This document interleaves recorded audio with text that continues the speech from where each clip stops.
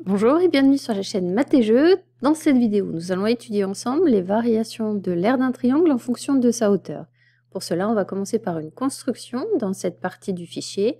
Tu retrouves le lien vers le fichier dans la description de la vidéo. On me demande de tracer la perpendiculaire au segment BC passant par le point H.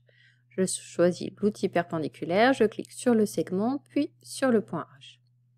Sur cette droite, je vais placer à 5 cm de H un point A vers le haut de la feuille. Je prends l'outil cercle centre rayon et je place à 5 cm vers le haut le point A. Je vais enlever les affichages du cercle et de la droite.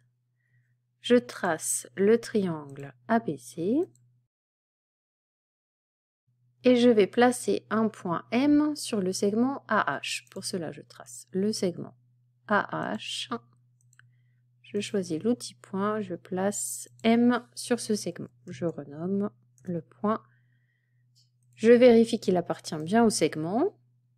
Maintenant qu'il est placé, je vais pouvoir enlever l'affichage du segment. Tracer le triangle BMC à l'intérieur du premier triangle. Et faire apparaître la hauteur de ce triangle qui est le segment MH. Dans un tableur, je vais faire s'afficher la longueur du segment MH. Je l'écris entre guillemets pour le voir apparaître en lettres. Et en dessous, je l'écris sans guillemets pour avoir la valeur numérique. Dans la colonne d'à côté, je voudrais l'aire du triangle MBC. Donc entre guillemets d'abord, et en dessous, je voudrais le calcul de cette aire. Pour cela, je retourne dans la fenêtre ici, et je vais faire afficher l'aire de ce petit triangle. Je peux déplacer l'affichage, mais surtout, ce qui va m'intéresser, c'est de savoir dans quelle variable est contenue cette aire.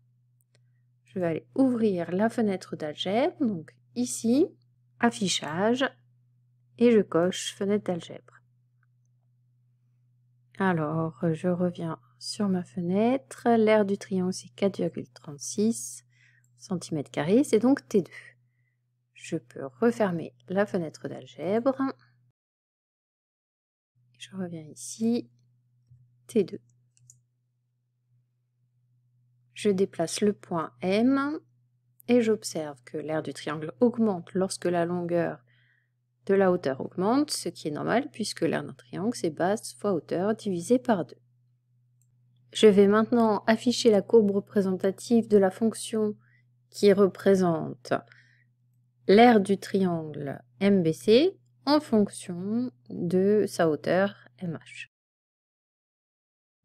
Je clique dans cette fenêtre et dans la barre de saisie, je note un point P dont les coordonnées sont MH, ensuite virgule, et pour ordonner la variable T2.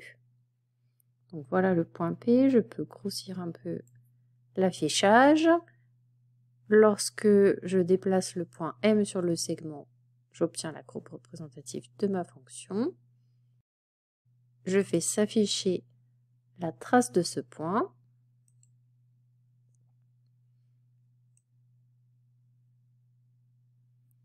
Et j'observe que tous les points de la courbe représentative sont alignés.